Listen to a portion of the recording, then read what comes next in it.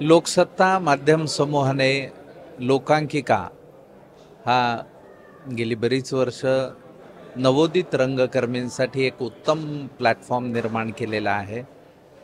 विविध जिल्ह्यांमधले रंगकर्मी, नवोदित रंगकर्मी आपली रंगभाषा, रंगावकाश वेगवेगळ्या पद्धतीनं सजवताना या स्पर्धेमध्ये सातत्याने दिसतात। आणि मला असं वाटतं मी दरवर्षीच लोकांकिकेला हजर असतो। त्यातून एक रंगकर्मी म्हणून ऊर्जाही मिळते। नवीन कलावंतांचे खूप उत्तम सादरीकरण पाहायला मिळतात आणि मी त्याचा आनंद खूप काळापासून घेतोय, प्रेक्षक म्हणूनही परीक्षक म्हणूनही। आणि मला स्वतःला आजचाही मुंबईचा जो अंतिम राऊंड आहे तो पण खूप उत्तम पद्धतीचं सादरीकरण आतापर्यंत झालेलं आहे। सर्वच एकांकिका तुल्यबळ आहेत, मातब्बर आहेत। परीक्षकांसाठी खरोखरीच एक आव्हान आहे की कशा पद्धतीचा निर्णय लावायचा।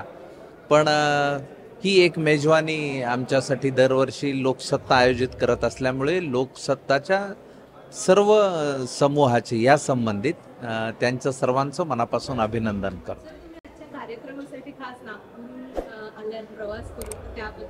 मी लोकसत्तेचा नागपूरच्या अंतिम विभागाचा काल परीक्षक होतो आणि आज मी मुंबई अंतिम विभागाची फेरी पाहण्यासाठी प्रेक्षक म्हणून आलोय।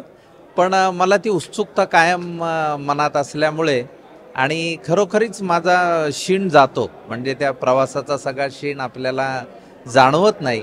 कारण ह्या रंगकर्मींची ऊर्जा ही हॅट्स ऑफ आहे। त्यांचं सर्वांचं मनापासून अभिनंदन करावंसं वाटतं। खूप नवीन रंगकर्मी या निमित्ताने व्यावसायिक मंचाला मिळतात, ही फार जमेची बाब आहे।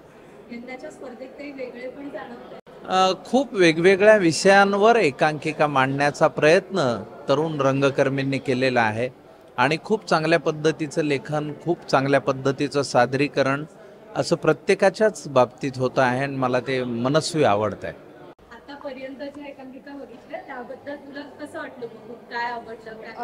खूप एक्साइटेड होते मी सगळ्याच एकांकिका बघायला, कारण की खूप ऐकलेलं आहे आणि मी स्वतःही रुईया नाट्यवलयचा भाग आहे। सो खूप एक्साइटमेंट होतं आणि it was a wonderful experience.